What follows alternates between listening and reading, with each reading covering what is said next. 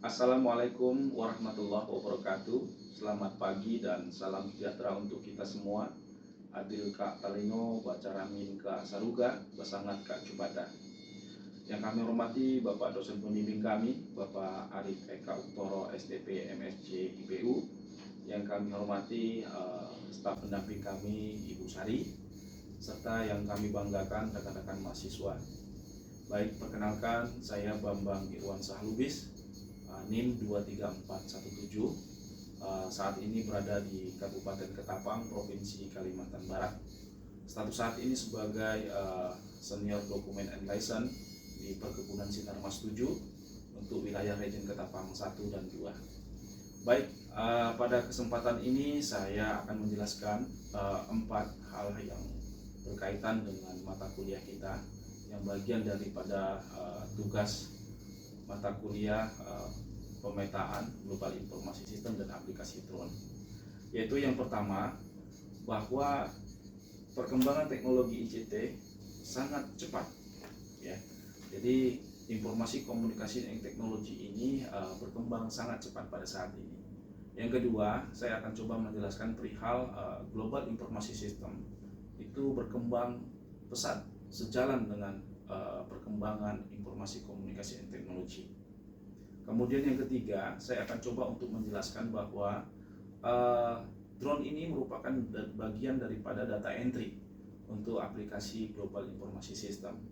Sedangkan yang terakhir, yang keempat, saya akan coba menjelaskan aplikasi drone yang sangat membawa manfaat terhadap perkembangan kemajuan teknologi pada perkebunan kelapa sawit, khususnya di perusahaan kami di Ketapang, Kalimantan Barat.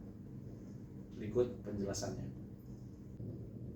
Baik, pada kesempatan pertama ini saya coba akan menjelaskan perihal perkembangan informasi, komunikasi, dan teknologi yang sangat cepat. Perkembangan informasi teknologi yang sangat cepat ini bisa kita rasakan di dunia kita, di kehidupan kita sehari-hari, di mana untuk skala industri, perkembangan informasi, komunikasi, dan teknologi ini bisa mentransformasi semua kegiatan pekerjaan pada manajemen perusahaan untuk bisa bekerja lebih efektif, efisien, dan kreatif. Pada kehidupan masyarakat, perkembangan informasi komunikasi dan teknologi ini juga membawa dampak positif dan negatif. Dampak positifnya adalah di mana masyarakat kita bisa mengakses informasi seluas-luasnya dimanapun dia berada. Sedangkan dampak negatifnya, perkembangan teknologi informasi ini bisa disalahgunakan jika kurang memahami atau disalahartikan.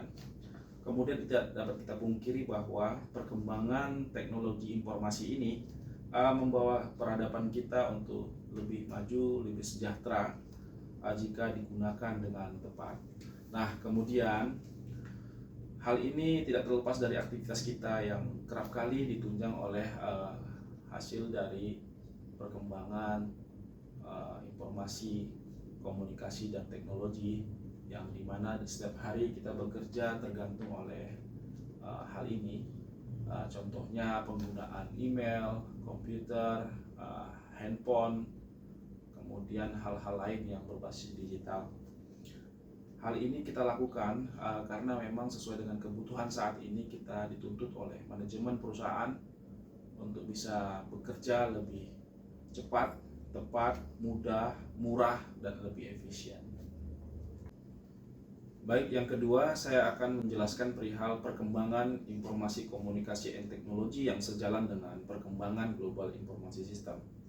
Baik, tidak bisa dipungkiri bahwa perkembangan informasi komunikasi dan teknologi ini akan selaras untuk mengikuti perkembangan teknologi digital lainnya, di mana yang kita bahas saat ini adalah perkembangan sistem global informasi sistem yang turut berkembang sejalan dengan perkembangan informasi komunikasi dan teknologi.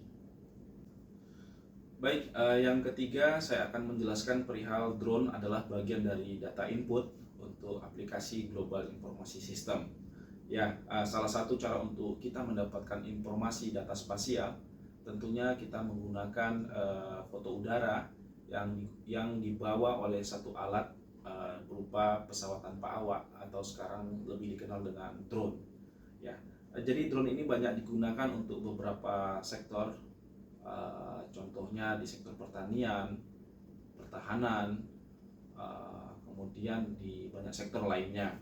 Yang jelas pada drone yang sudah ditanamkan Global Position System atau GPS, ini akan menghasilkan rekaman jelajah, yang rekaman itu akan sangat dibutuhkan sebagai data mentah dalam aplikasi Global Informasi System.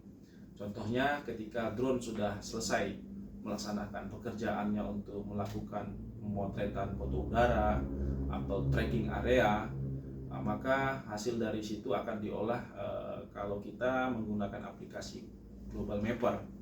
Dari GPX akan kita transformasi ke format shapefile. Dari shapefile inilah bisa diolah pada aplikasi Global Informasi System atau di aplikasi ArcGIS. Yang terakhir saya coba menjelaskan perihal manfaat aplikasi drone untuk perkembangan di sektor perkebunan kelapa sawit. Ya, sudah barang tentu penggunaan drone pada sektor perkebunan kelapa sawit membawa dampak positif bagi perkembangan bisnis, di mana penggunaan aplikasi drone ini bisa dibilang cukup murah dan memakan waktu yang cukup singkat. Hasilnya pun bisa dibilang lebih detail, lebih teliti, dan lebih realistik sesuai dengan kebutuhan manajemen di lapangan.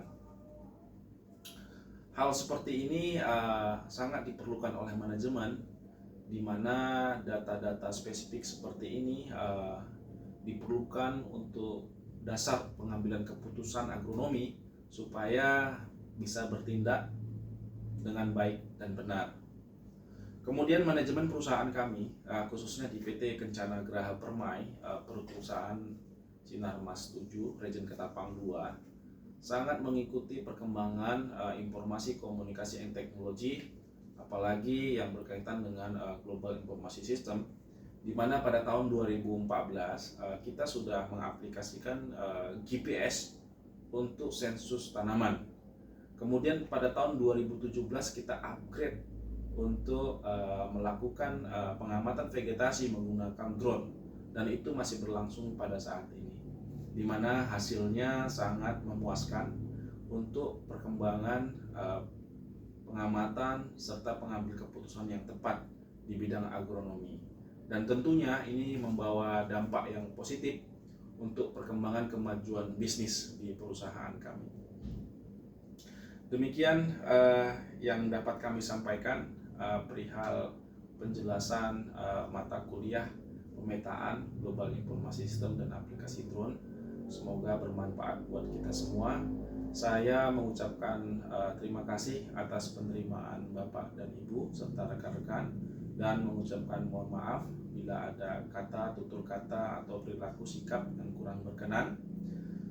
Sebelum saya akhiri, saya mengucapkan selamat menjalankan ibadah puasa Ramadan bagi yang menjalankan. Kemudian saya akhiri, wassalamualaikum warahmatullahi wabarakatuh.